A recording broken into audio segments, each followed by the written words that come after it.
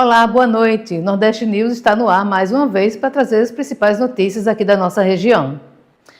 Confira nossos destaques. Policial militar dá tapa e golpe mata leão em mulher que participava de protesto no Recife.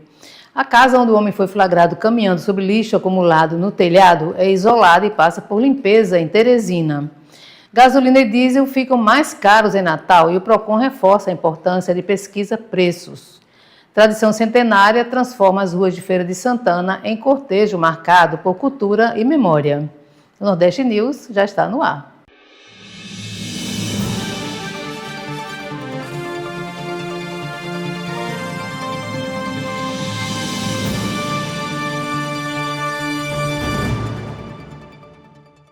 Um homem de 43 anos foi preso suspeito de estupro de vulnerável contra o próprio filho, que tinha na época 7 anos. O caso aconteceu em Tobias Barreto, no estado de Sergipe.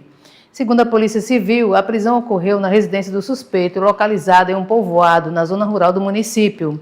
As provas colhidas apontaram que ele se aproveitava dos períodos de visitação quinzenal estipulados por acordo judicial para cometer os abusos. Além dos abusos sexuais, as investigações apontaram que o pai praticava violência física e psicológica para ameaçar o filho, para que ele não relatasse a situação para outras pessoas.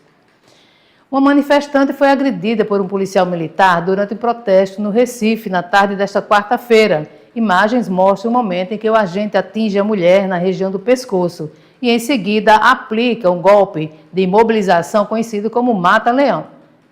O ato cobrava do governo de Pernambuco o pagamento do auxílio emergencial destinado às famílias afetadas pelas chuvas em maio.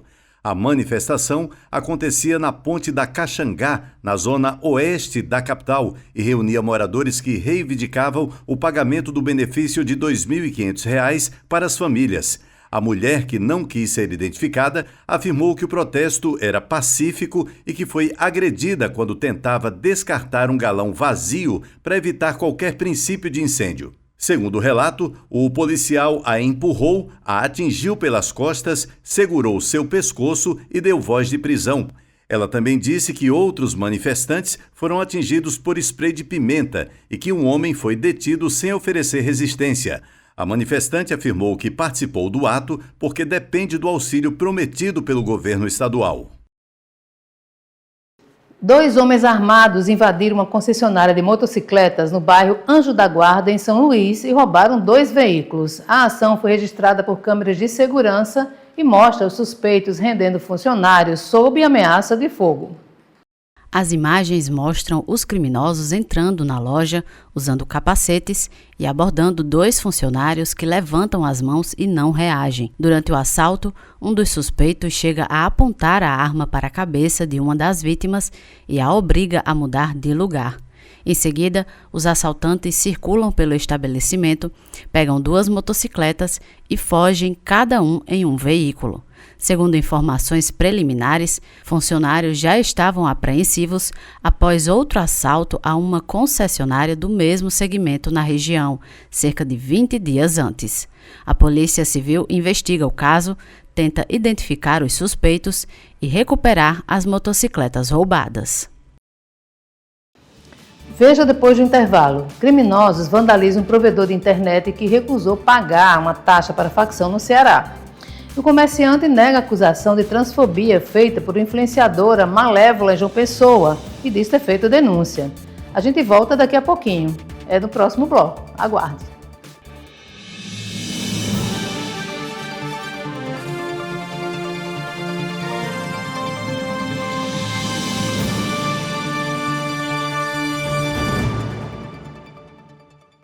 Estamos de volta com o Nordeste News, agradecendo sempre a sua audiência. Criminosos vandalizaram um provedor de internet na Praia da Redonda, em Icapuí, no litoral do Ceará. A suspeita é de que o ataque tenha sido uma retaliação após os proprietários se recusarem a pagar uma taxa exigida por integrantes de uma facção criminosa. Câmeras de segurança registraram o momento em que 3 homens encapuzados invadem o estabelecimento e destroem a porta de vidro, uma televisão, um aparelho de ar-condicionado e outros equipamentos. Segundo informações da investigação, os criminosos teriam exigido o pagamento de R$10 por cliente cadastrado no provedor. Porém, como a cobrança não foi atendida, o grupo teria colocado a ameaça em prática.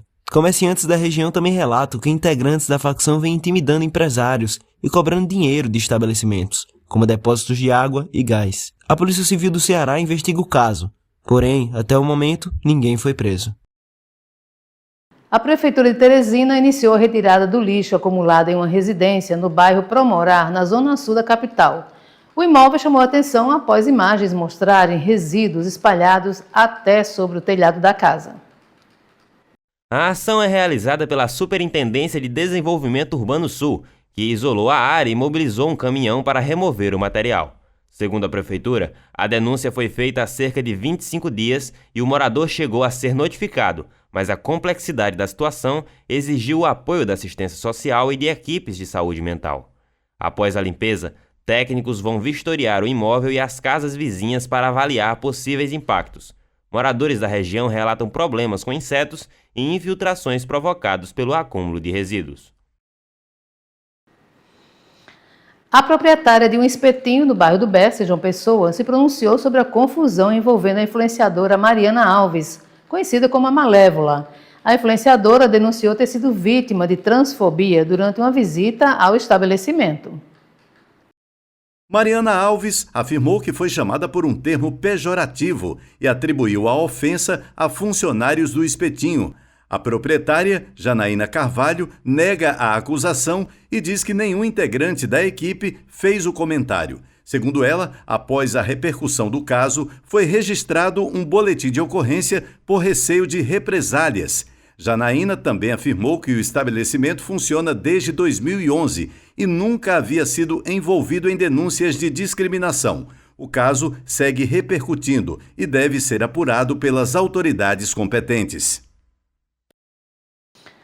Abastecer o carro passou a pesar ainda mais no orçamento dos motoristas deste mês. Uma pesquisa do Procon de Natal mostra que a gasolina e o diesel registraram novos aumentos na capital do Rio Grande do Norte. Mas a diferença de preços entre os postos ainda pode garantir economia para o consumidor. O Instituto Municipal de Proteção e Defesa do Consumidor divulgou a pesquisa de preços dos combustíveis referente ao mês de julho. O levantamento, realizado em 86 postos de Natal, apontou alta nos preços da gasolina comum e do diesel S10. A gasolina registrou aumento médio de 2,24%, enquanto o diesel S10 subiu 1,35%. Já o etanol e o gás natural veicular apresentaram redução nos preços. Segundo a pesquisa, o preço médio da gasolina comum na capital é de R$ 6,91 por litro. A maior alta foi registrada na Zona Leste, seguida pela Zona Sul. O menor preço da gasolina comum foi encontrado em postos dos bairros Redinha e Potengi, onde o litro era vendido a R$ 6,79. Já o maior valor chegou a R$ 7,09, uma diferença de 30 centavos por litro. O etanol foi o combustível com maior variação de preços, podendo ser encontrado entre R$ 4,69 e R$ 5,99, dependendo do posto. O Procon Natal alerta que pesquisar antes de abastecer pode garantir economia e orienta os consumidores a denunciarem casos de preços abusivos, apresentando o cupom fiscal nos canais oficiais do órgão. Veja a seguir, MP abre inquérito para investigar concurso público em Pão de Açúcar, no interior de Alagoas. E Natal está entre as capitais com maior valorização imobiliária do país. Esses são os assuntos que a gente vai ver no próximo bloco. Até já!